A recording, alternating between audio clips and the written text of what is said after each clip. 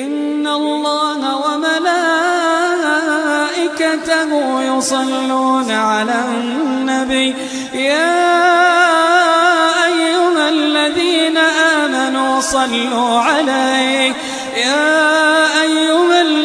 آمنوا صلوا عليه وسلموا تسليما. Well, good evening, everyone. Thank you for having me. I hope everyone can hear me. How to respond to a lot of this. First of all, on the bar, you said you admitted yourself that the bar had been set quite high. I would suggest, though, that the burden of proof is on the proposer rather than on us. It quite clearly says Islam is a religion of peace. I suggest you prove it. We've also been told here tonight when we opened that this debate must take place in the real world. Well, absolutely, yes, it must. It must take place in the real world. And I will describe what Islam is doing in the real world. We can sit and we can debate theocracy day in, day out. We will never agree. We can debate, is there a God, isn't there a God, is the Quran real, isn't it? None of it actually matters. What matters is what happens in the real world, as my opponent quite rightly said. My side of the argument is regularly told that we've heard it again tonight, we were described somewhat as hate. We were told that we are demonizing Islam, whipping up fear of Islam. Not the first time I've been accused of this, probably won't be the last. But let me just say, and let's take this into the real world as we've been advised to do. Let me tell you what actually whips up fears of Islam. We would take it from the top. 9/11, the London Underground bombings, Madrid, Mumbai, Mali, Bali, Northern Nigeria, Sudan, Afghanistan, Saudi Arabia, Iran, Yemen, Pakistan, death for apostasy, death for blasphemy, death for adultery, death for homosexuality, gender segregation, gender discrimination, unequal testimony between men and women in legal proceedings, child marriage, amputations, beheadings, imprisonment for being raped, anti-Semitism, burqas, execution, as I've said, for this, that and the other, the slaughter of Theo van Gogh on the streets of Amsterdam, death threats on the streets of London, butcher those who insult Islam, Muslim patrols in East London telling people they are entering Sharia control zones, polygamous marriages, marriage not requiring the consent of the bride. This is what causes fear of Islam. It is not me, it is not my colleagues on this side. What information on that point? If Islam and Muslims are responsible for the Muslim patrols, I'm not finished. I'm not. I mean, let me speak on. But the point is that it is not I or my fellow debaters on this side who are causing fear of Islam. It is the actions of Muslims that are causing fear of Islam. That is the real world. That is where we actually live. Then we'll be told that this is just the extreme fringe of Islam. Well, let me have a look at Saudi Arabia. Saudi Arabia is the birthplace of Islam, the custodian of its holy sites.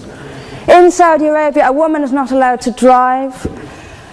She is not allowed to leave the house without a mahram. She is not allowed to vote, although they've been incredibly generous by allowing some votes in the next elections. This is apparently the extreme fringe of people are executed for blasphemy, executed for apostasy.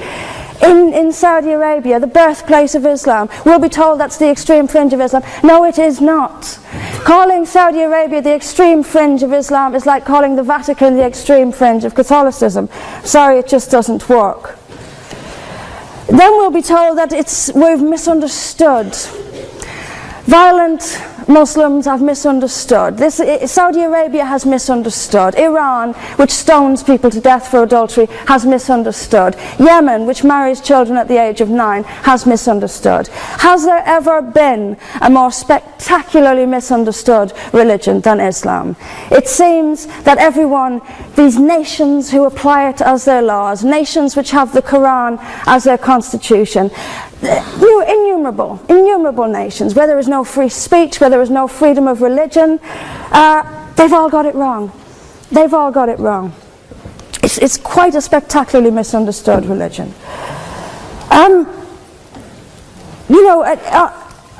There's just so much. I'm constantly told as well that I need to respect Islam.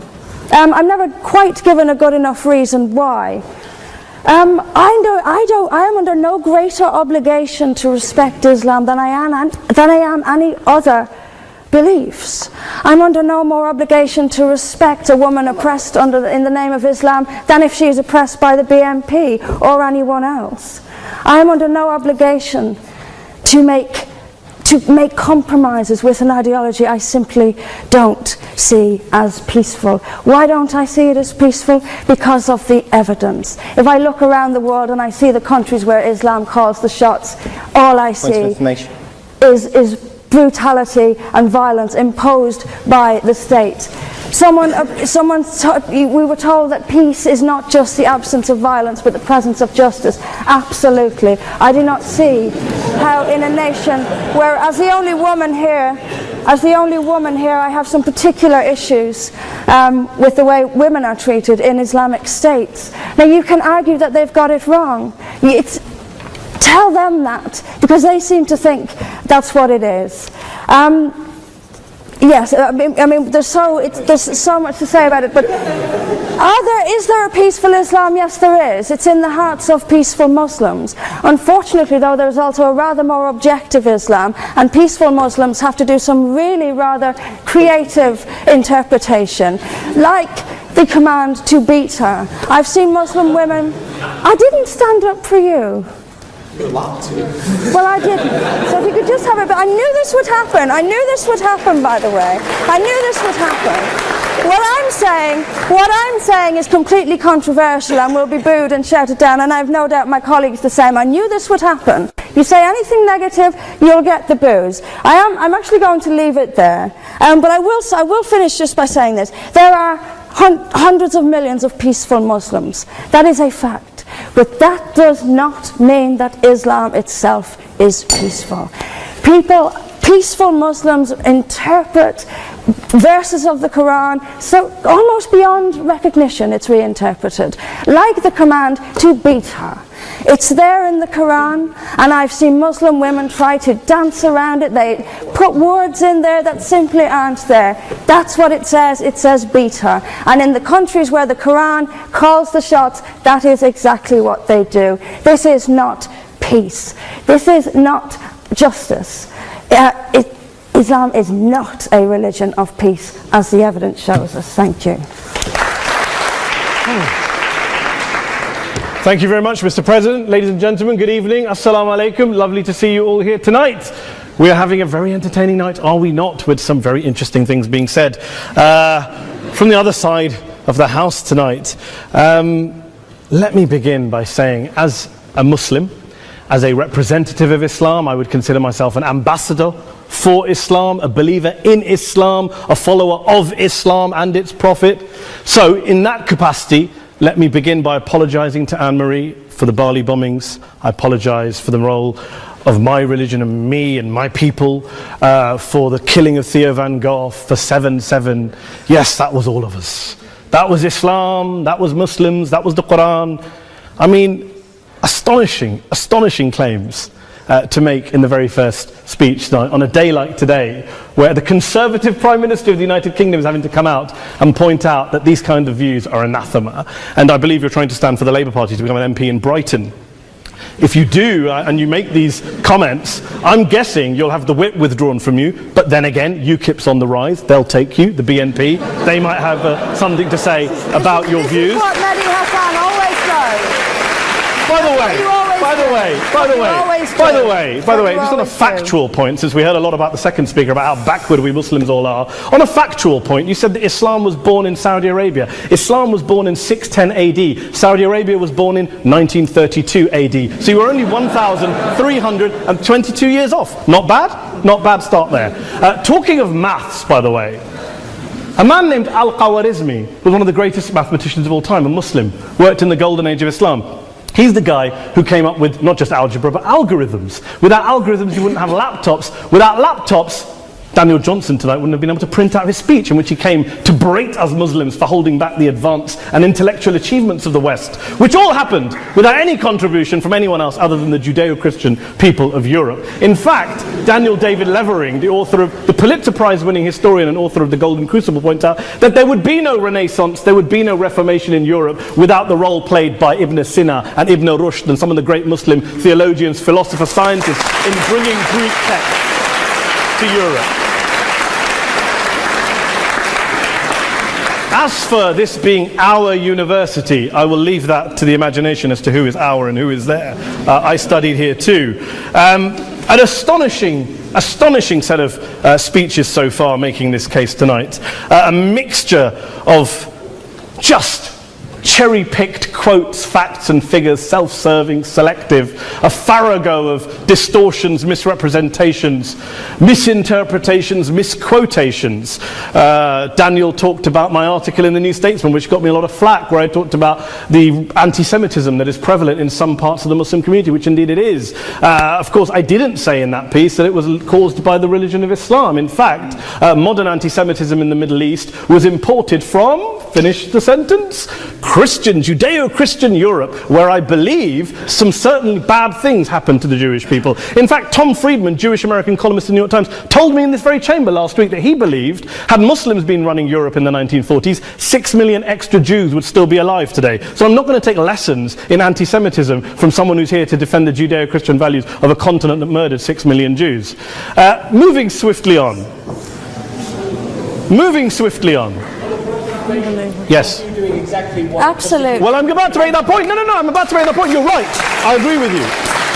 I agree with you 110%. That is my point. I don't think Europe is evil or bad. I'm a very proud European. I don't want to judge Europe on that basis, but if we're going to play this gutter game where we pull out the Bali bombing and we pull out examples of anti-Semitism in the Islamic community, then of course I'm going to come back and say, well, hold on. I mean, look, let's be very clear. Daniel here was a last-minute replacement for Douglas Murray, who had to pull out. And Douglas and I have a well-documented differences, but to be fair to Douglas, as to be fair to Anne-Marie and to Peter, atheists. Atheists see all religions as evil, violent, threatening. What the problem I have with Daniel's speech is that Daniel comes here to write this robust defense of Christianity, forgetting that his fellow Christians, people who said they were acting in the name of Jesus, gave us the Crusades, the Spanish Inquisition, the anti-Jewish pogroms, European colonialism in Africa and Asia, the Lord's Resistance Army in Uganda, not to mention countless arson and bomb attacks on abortion clinics in the United States of America to this very day. I would like a little bit of humility from Daniel first before he begins lecturing other communities and other faiths on violence, terror and intolerance. But, no thank you. Some water. But I would say this, to address the gentleman's very valid point here, I'm not going to play that game. I don't actually believe that Christianity is a religion of violence and hate because of what the LRA does in Uganda or what Crusaders did to Jews and Muslims in Jerusalem when they took back the city in the 12th or 13th or whatever century it was. I believe that Christianity, like Islam, like pretty much every mainstream religion, is based on love and compassion and faith. I do follow a religion in which 113 out of the 114 chapters of the Quran begins by introducing the God of Islam as a God of mercy and compassion. I would not have it any other way. I don't follow a religion which introduces my God to me as a God of war, as some kind of Greek God of wrath, as a God of hate and injustice. Not at all. As Adam pointed out, you go through the Quran and you see the mercy and the love and the justice. And yes, you have verses that refer to warfare and violence. Of course it does. This is not a motion about pacifism. I'm not here to argue that Islam is a pacifistic faith. It is not. Islam allows military action, violence in certain limited contexts. And yes, a minority of Muslims do take it out of that context. But is it religious? We talked about Woolwich. Daniel and Anne-Marie have suggested that it's definitely religion that's behind all of this. Well, actually,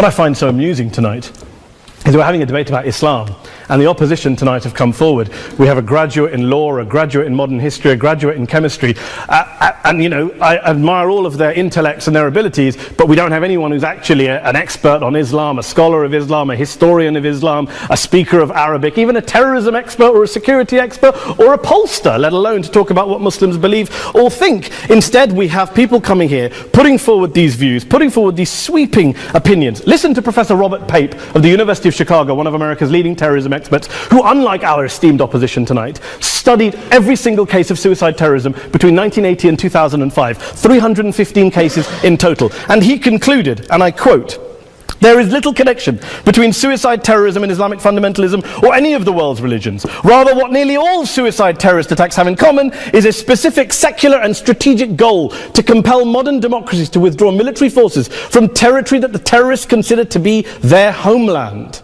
And the irony is, when we talk about terrorism, the irony is that the opposition and the Muslim terrorists, the Al-Qaeda types, actually have one thing in common.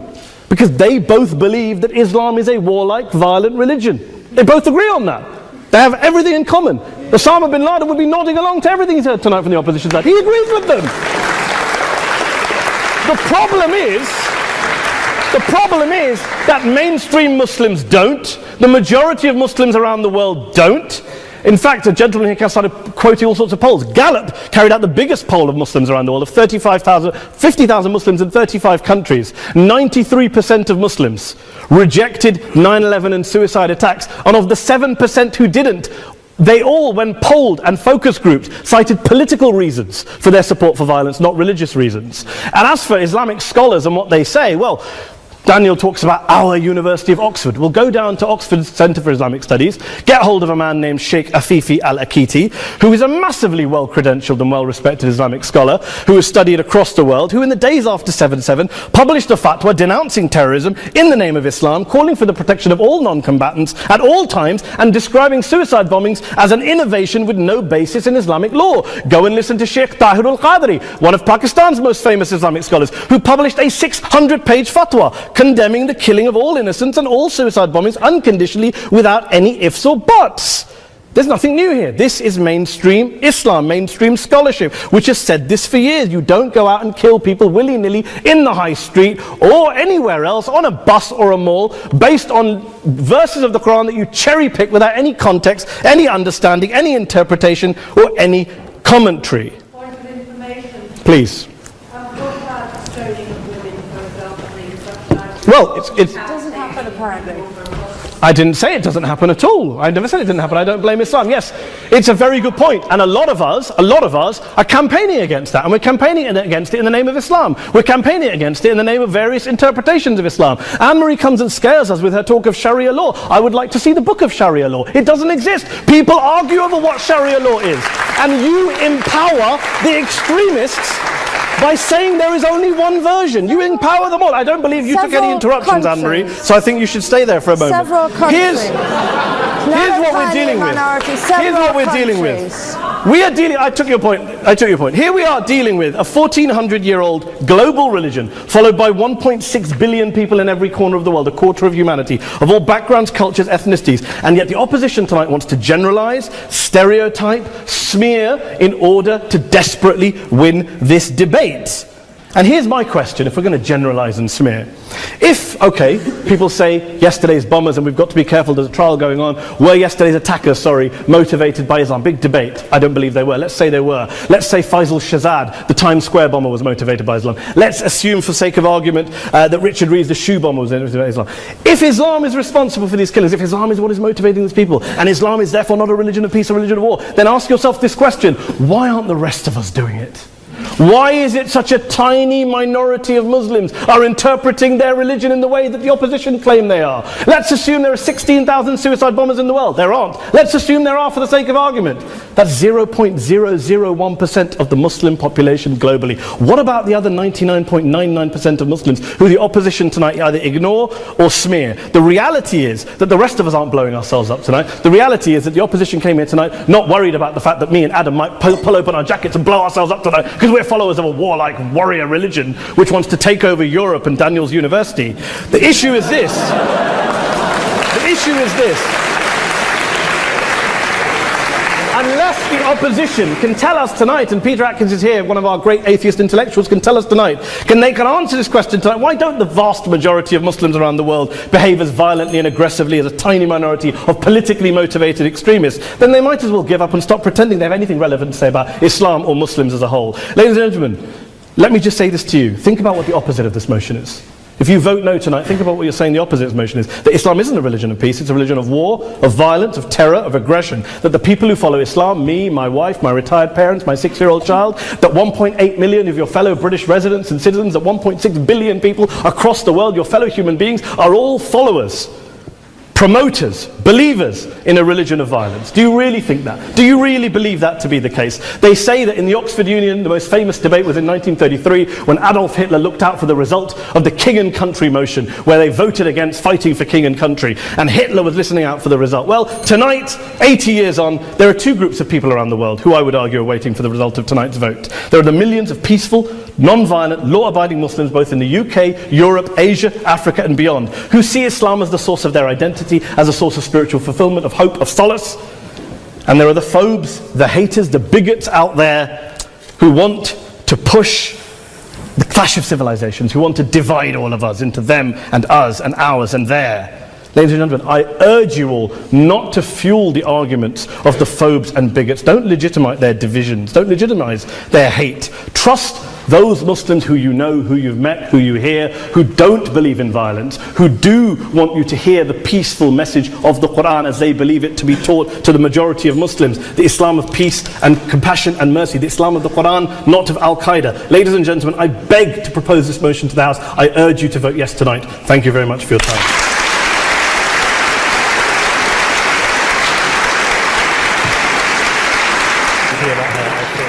In it, as good men will find anywhere. But we, through examples of the behavior that Islam inspires and often condones, and by seeking to show that Islam has an intrinsic fault, long for Islam 2.0. Islam 2.0, Islam's enlightenment, will have an emphasis on humanity, subtlety, harmony, and reason, and be virtuous. On that point, this evening, though, you are judging Islam 1.0, not Islam 2.0. By opposing the motion, you will be encouraging the emergence of what most of humanity really longs for, but which does not yet exist. Please, for the sake of humanity, oppose.